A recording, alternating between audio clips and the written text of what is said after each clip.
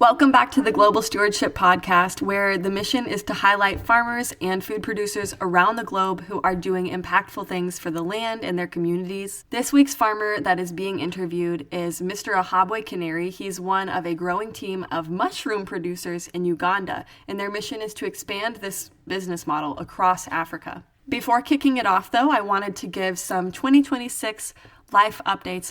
Right now, I am planning a homeschool co-op for my kid, for a bunch of other kids in our community to start homeschooling twice a week on our farm, just doing nature school. We also are getting our first dairy cow in just a couple of days, which is daunting, but like I have said on social media, if you follow me there, just like with anything in our farming journey, it is always a huge lifestyle change to add something else to the mix, whether it was gardening and having to harvest on time, or chickens and having to collect the eggs every day, or sheep and having to rotate their fencing. I think adding milking to the schedule is just going to be the next thing.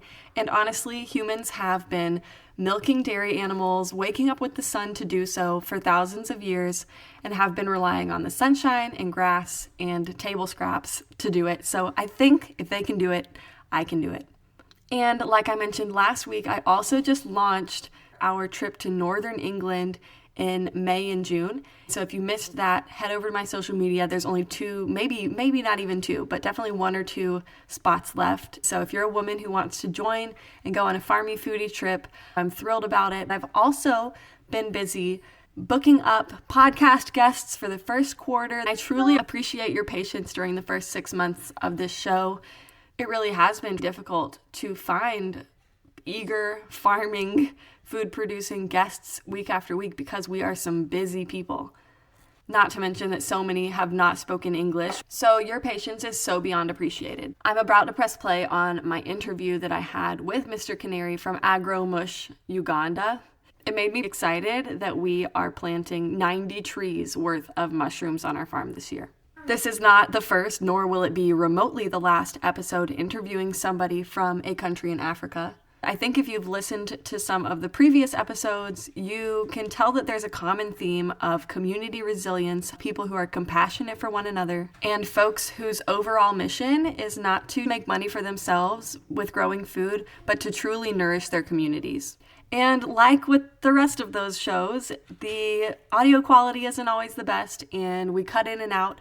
What you're hearing is a short clip of our interview, or several short clips that are kind of blended together, and I had to do that because several of them were just totally incoherent, unusable. You would not have been able to make it through the episode at all. Ultimately, I think that this is a call for us to continue to rethink the way that we see Africa and that we see food sovereignty there. So many American farmers, people who are listening, have been taught that we are the saviors of the farming food system. And what I tend to learn every episode that goes by, interviewing people who are actually farmers there, is that we are the most helpful when we are empowering them to grow their own food. Agromush Uganda Limited was founded in September year 2019 by a group of 5 energetic, motivated young men and 3 women. Our vision is to be the leading mushroom growers and suppliers of quality mushrooms in Uganda. Our vision always gives us a sense of direction and so captures our aspiration of being the best in everything that we do. Our vision and our values also guide us. They guide the choice and decision we make every day. We also have the mission to train, equip, and empower communities, especially mothers and youth, and ensure food security. We were overwhelmed by the market. We farmed mushrooms and the demand was higher than supply. So we had to introduce community groups or community farmers by empowering them with mushroom growing skills and knowledge on how to grow mushrooms. Then they grow for us. We buy from them the surplus. They also have for the family or for the home use or for the home food. So that's how we introduced the groups in order to increase the mushroom production. We have also come up with additions as far as mushroom is concerned, whereby we make mushroom wine, we make mushroom soup, we make mushroom baby porridge, and many others. Sometimes we get videos of the empowered community mothers speaking about how the project has uplifted their living. Then that video is taken to different communities to be heard by different community mothers and youth. So people have bought the idea. We are using first and foremost Ugandan land. The land is limited, is not enough, but at least the mushroom farming favors the small land, whereby in the space of 2 feet by 5 feet, you can grow mushrooms and you can grow for sale and for home consumption. So that's how we have been doing our work, and it has really uplifted communities. And once you help to uplift the communities, no matter being paid cash, it can earn you a blessing because it means you have changed someone's life. I read that you are empowering people and partnering with people in the slums in Kampala. Is that correct? Yeah. To listeners, could you set the scene and kind of explain what it looks like, what life is like for people, and why this is important? Mushroom farming, it's a business that doesn't require a big chunk of land for you to practice.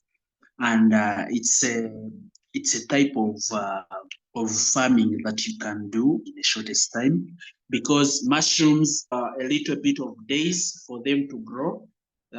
Mushrooms take 14 days for them to be mature, and you start harvesting. So people around Kampala slums, those, as we talk of slums, we talk about the ghetto people. Slums is like undeveloped structures where these people who are needy are always staying for the living. They in most cases they stay in slums not for good, but due to lack of enough basic needs at home. So they don't stay there for good, but they lack what is needed by them. So what we do to introduce these small things that they can do for short time, and they benefit them as they uplift their livelihoods, because they're always not in good condition. Some you don't find they don't have food, some don't have money to buy medicine, some don't have money to take students to take their children to school. So when they practice mushroom farming, which doesn't require a chunk of land in the small place of where they are, it is always very important, and it gives them at least an uplift them to change from one state to another, which is also very important, and which has at least done some good work for now.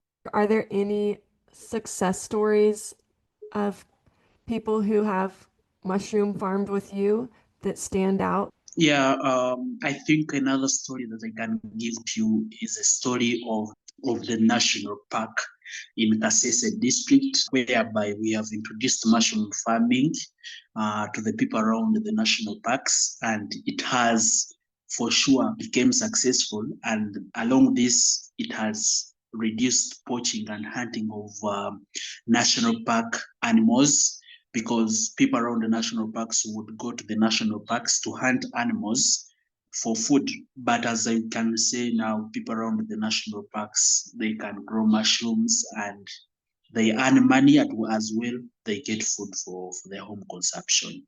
Wow, an amazing story. Very, very Yeah. interesting. Wow.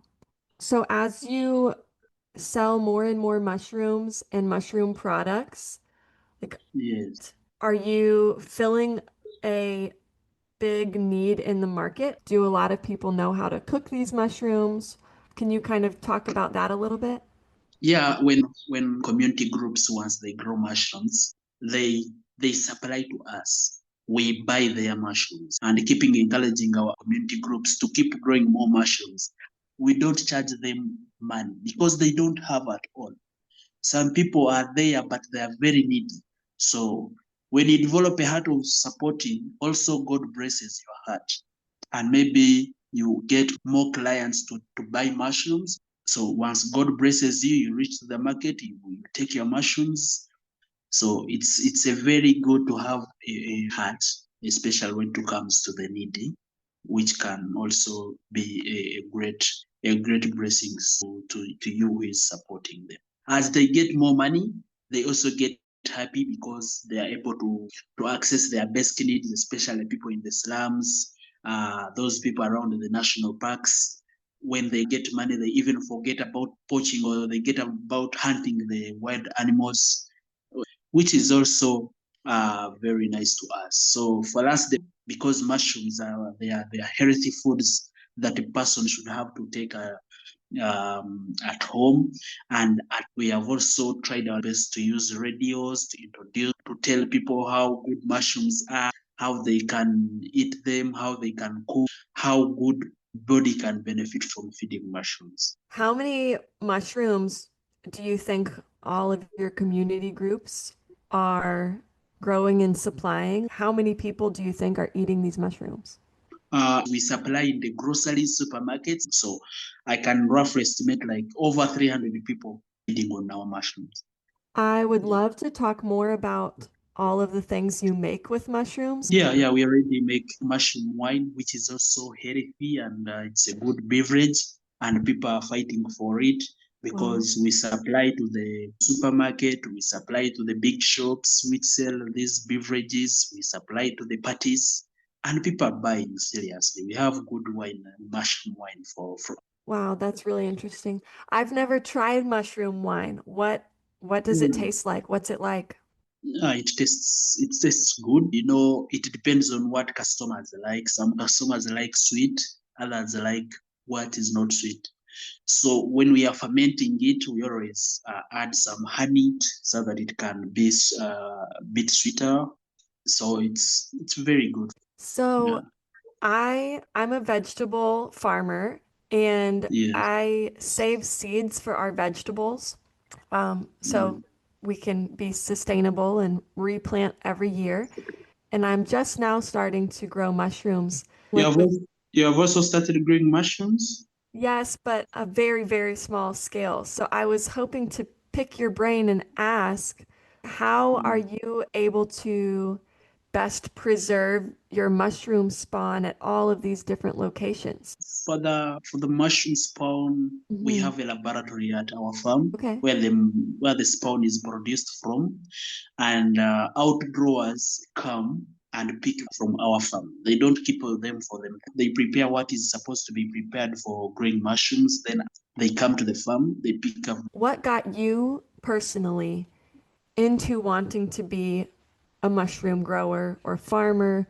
For me, when I reached to the Israel and I chose farming, I really loved it. So that's why I went back to my country, Uganda, and I introduced it to the other fellow members whom I work with. Mushroom farming or mushroom growing is very nice because it earns good money and it doesn't require much money to start. That's awesome. What are your upcoming goals? What's your vision for the future right now?